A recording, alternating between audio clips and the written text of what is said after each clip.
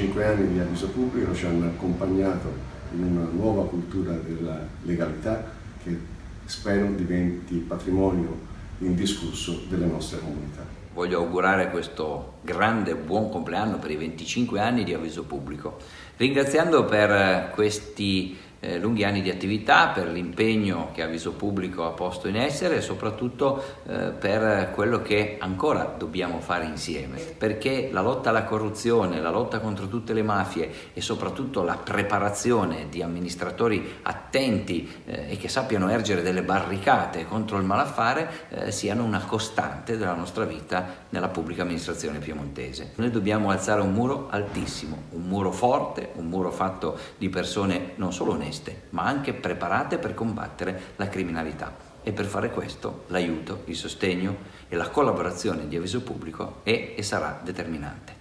Faccio gli auguri di buon compleanno per questi 25 anni ad Avviso Pubblico, col quale abbiamo lavorato benissimo in questi anni, rafforzando tutto ciò che può essere di contrasto all'illegalità, alle mafie e a favore della legalità e soprattutto delle nostre comunità.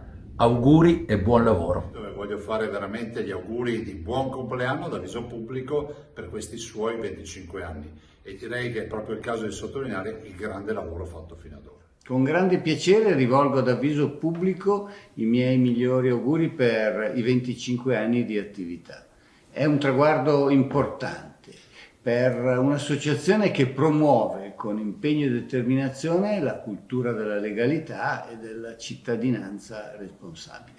Manteniamo alta l'attenzione perché è proprio negli angoli più nascosti che si annidano sacche di illegalità.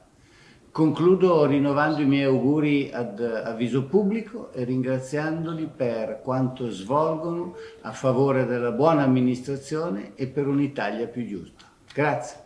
La Valle d'Aosta è aderito soltanto quest'anno ad Avviso Pubblico. Sono per molti anni che ne seguo l'attività contro le mafie e la corruzione. Auguri ad Avviso Pubblico per 25 anni.